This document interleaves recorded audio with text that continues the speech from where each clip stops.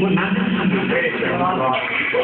کوئی لکھ نہیں سکتا، کتابیں تو لکھ سکتا ہے، قرآن نہیں لکھ سکتا۔ تو یہ وہ ہسٹری ہے جس میں میلاد لکھا نہیں گیا، نازل کیا گیا۔ تو ایک انسان لکھے، ایک طرف خدا نازل کرے، تو انسان کی بات میں اور خدا کی بات میں کتنا فرق؟ پہلی بات یہ ہے کہ میلاد مصطفیٰ یہ انسانی تاریخ سے ثابت نہیں ہوتا، اس کی ابتدا تاریخ انسانی نہیں، اس کی ابتدا تاریخ قرآن۔ اب قرآن ہسٹری کیا ہے، اس پہ آتے ہیں۔ قرآن مجید میں ایک سبجیکٹ ہے قصص الانبیاء، علماء بیٹھے ہیں مجھ سے بہتر جانتے ہیں، انبیاء کرام کے قصے، اسٹوریز آف دا پروفٹ میں کہا جاتا ہے۔ جو انبیاء گزر گئے 1,24,000 کم ہو گئی، سب کا ذکر قرآن مجید میں ہے۔ اب سورہ ہود اٹھائیں، آج کے تو اسماء مقدسہ سے ان قرآن مجید کی صورتوں کے نام ہیں۔ سورہ ہود ہے، سورہ یونس ہے، سورہ ابراہیم ہے، سورہ محمد ہے۔ تو یہ قصص الانبیاء، اسٹوری آف دا پروفٹ، کہ ان صورتوں میں ان انبیاء کی کہانی، سورہ یوسف ہے، ان سے ریلیٹڈ کہ ان کے کارہائے نمایاں، ان کا فیل اس میں کیا کچھ تھا۔ یہ قصص الانبیاء قرآن کا ایک سبجیکٹ ہے جسے مضامین قرآن میں سے ایک مضمون کہا جاتا ہے۔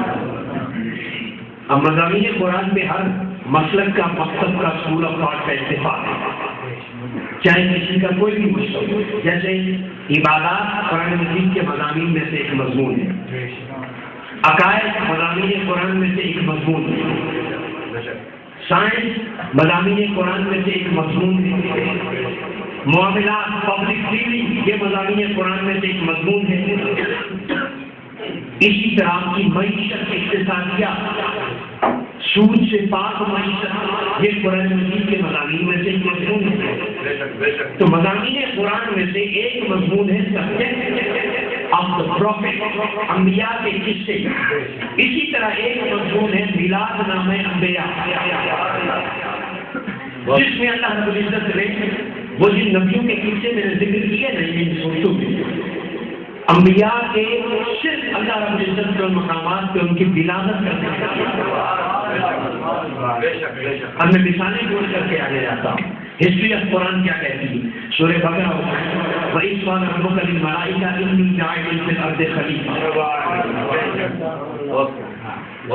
ابن کثیر اٹھائیں، ابن قیم، حالانکہ یہ دونوں مخالف سمت میں ہیں، ایک رائٹ پہ ہیں، دوسرا ریڈیکل سوچ کا امام ابن قیم جو ابن تیمیہ کے دونوں شاگرد ہیں، ایک اہل سنت اسکول آف تھاٹ سے ہیں اور دوسرے آرتھوڈاکس اسکول آف تھاٹ سے۔ میں اتنا کہوں گا، اب یہ دونوں اس بات سے متفق ہیں کہ اس آیت میں اللہ رب العزت نے آدم علیہ السلام کی ولادت کا ذکر کیا کہ جب اللہ زمین پہ اپنا نائب بنا کے دیکھ رہا تھا تو اس نے فرشتوں سے کہا اور اپنے حبیب سے کہا وہ وقت یاد کرو گزرا ہوا، وہ کروڑ برس پہلے جیتے ہوئے پل یاد کرو، جب میں آدم کو پیکر بشریت میں ڈھال کے بھیج رہا۔ اب آپ سے لوگ کہتے ہیں میلاد ایک دفعہ، نبی ایک دفعہ پیدا ہوتا ہے، ہر سال کیوں مناتے ہیں میلاد؟ تو ولادت آدم ایک دفعہ ہوئی، اللہ نے ذکر قرآن بنا کر اسے ریپیٹ کیوں کر رہا ہے؟ رب کو نہیں پتا تھا قیامت تک قرآن کی تلاوت ہوتی رہے گی، جب اس آیت کی تلاوت ہوگی آدم کا میلاد ہوگا،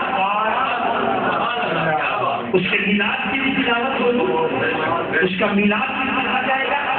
تو خدا سے یہ چاہتا ہے کہ ہر سال یا ہر مہینہ نہیں، سال میں ایک مہینہ نہیں، ہر دن نہیں، بلکہ دنیا میں ریسرچ بتاتی ہے کوئی ایسا لمحہ نہیں ہے، کوئی ایسا مائکرو سیکنڈ نہیں ہے کہ جب دنیا کی واحد کتاب قرآن کی کسی نہ کسی مقام پر کوئی تلاوت نہ کر رہا۔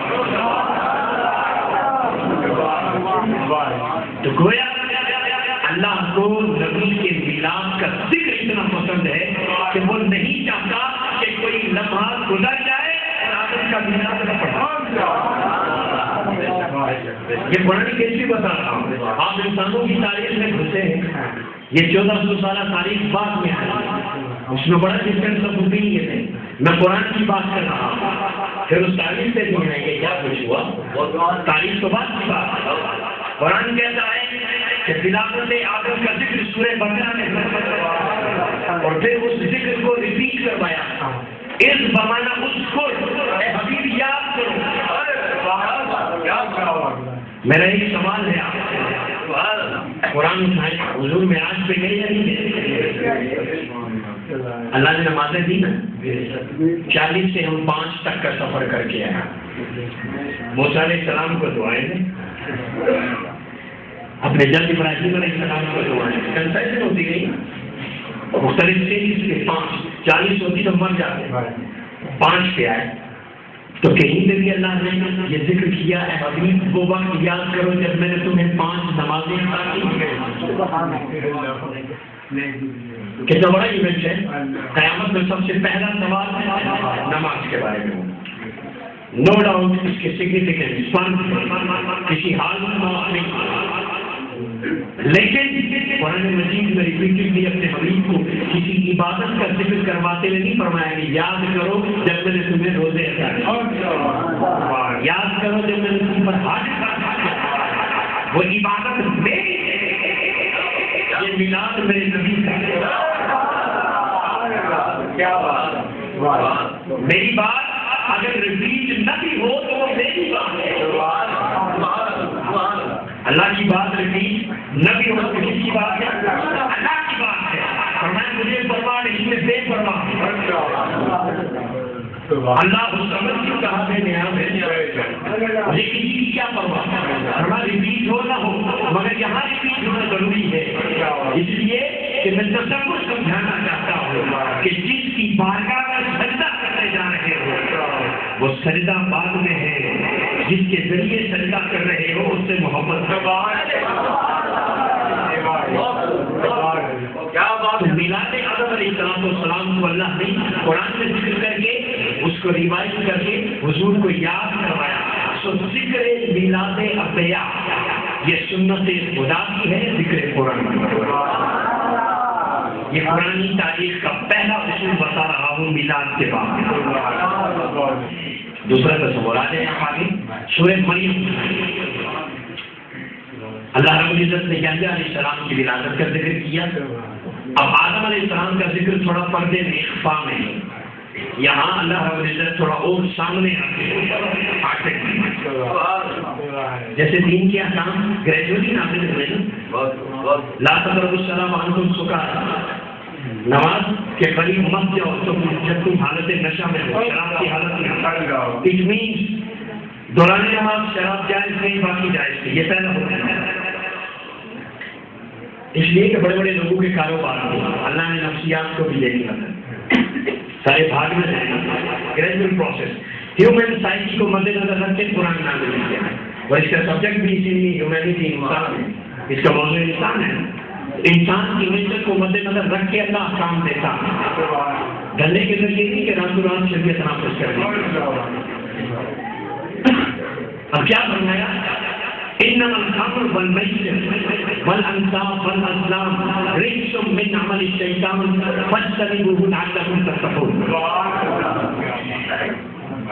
ایبسلوٹ ریجیکشن کہ شراب، جوا، پانسا یہ سارے کے سارے شیطانی اعمال ہیں، ان سے بچو تاکہ تم متقی ہو. یہاں پر مکمل حرمت پہلے نماز کیا ہے. آدم علیہ السلام کے میلاد کا ذکر پہلے اخفا میں کیا، ابھی وہ وقت یاد کرو. اب یحییٰ علیہ السلام کے میلاد کا ذکر کیا، اس سے ایک اسٹیپ آگے والسلام علیہ یوم ولد و یوم یموت و یوم یبعث حیا. سلام والسلام علیہ یقول یحییٰ، سلام ہو یحییٰ. یوم ولد اس کے میلاد کے دن پر بھی سلام. ولد واو لام دال. آپ اندازہ لگائیں لوگ میلاد پہ گفتگو کرتے تھے کئی دفعہ ادب کی بے ادبی کی حدیں بناتے ہیں. میلاد کا جو ورڈ ہے اس کا اوریجن واو لام دال ہے، جس سے یہ لفظ نکلا ہے میلاد. کس سے نکلا ہے؟ واو